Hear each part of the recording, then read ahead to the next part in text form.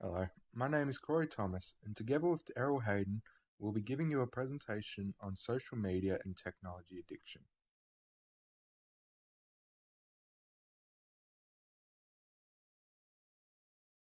Social media and technology addiction is a constantly growing issue in today's society. With technology becoming increasingly accessible and advanced, the reliance on said technology continues to develop. This reliance can begin to become an addiction, which this presentation will explore the implications and dangers addiction can present. For more information on the topic, here's Simon Sinek talking about millennials and social media addiction.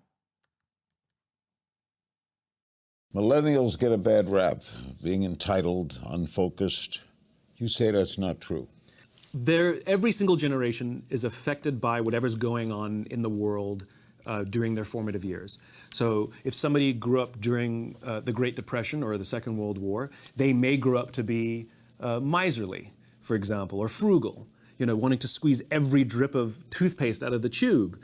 Well, of course, it's because they grew up during, rations. Of course they're going to be like that. Well, likewise, this generation that grew up during the turn of the millennium, they came of age at the millennium, grew up in a time of technology that we didn't have. And it's had an effect on how they view the world. Some of it positive, some of it more challenging. My biggest concern is the unfettered access to social media and cell phones, quite frankly, because there's a biology to these things that are as addictive as alcohol, nicotine, and gambling. Why has it overtaken us? In other words, I deliberately will not have it because I know I'd be addicted. It's about balance. It's not that they're inherently bad, and it's not that texting or social media is inherently bad, but it's when it gets out of balance. If somebody carries their phone wherever they go, like they physically feel anxiety if they put it down, when they're with their friends and have to have it up the entire time looking at the phone while they're with their friends, when they wake up in the morning and check their phone before they say good morning to the person sleeping next to them, these are problems. This is out of balance. What do they do for it, though?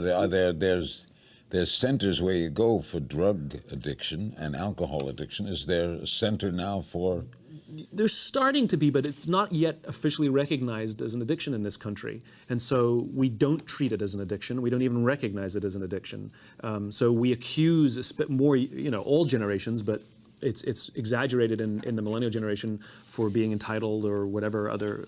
Will we have to deal then with withdrawal? Yes. I mean, that's just like any addiction. You're going to go through withdrawal before you find health again. This graph shows the current and estimated amount of social media users by year in statistics of billions. As you can see, in 2010, little under 1 billion people currently had some sort of social media account, while estimated in 2021 that over 3 billion people will possess a social media account.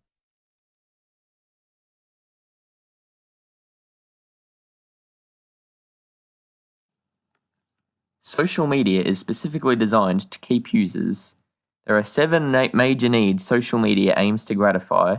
Studies have found that the more users feel these desires are met, the more they use social media. Social media sites know this, and therefore will aim to meet as many of these needs as possible in order to keep users on their platform.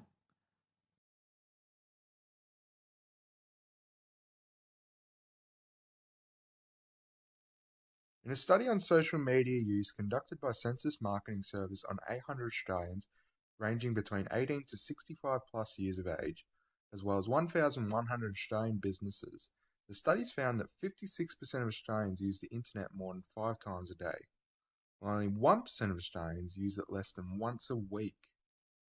57% of Australians check their social media first thing in the morning, and 39% of Australians check their social media right before bed.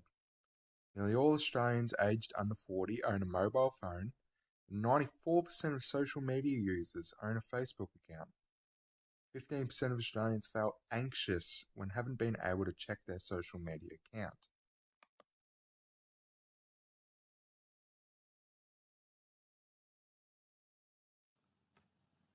Excessive use of social media can have great effects on mental health. Studies have shown a negative correlation between social media use and self-esteem, meaning the more social media is used, the lower the self-esteem.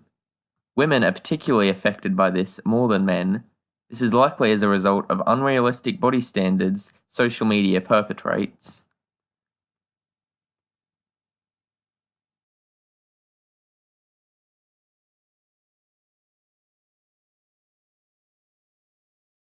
Excessive social media use affects outside life. I have several friends who insist on using social media during group outings. As a more casual social media user, I find this incredibly frustrating and makes me enjoy their company less. Studies show social media addiction has a negative effect on academic performance.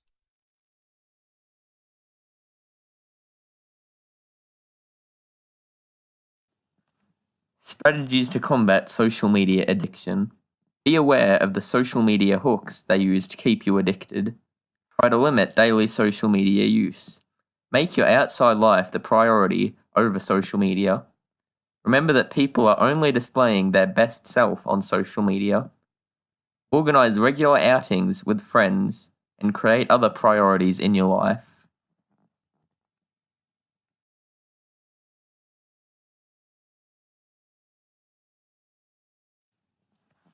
In summary, social media deliberately meets users' desires to keep them using.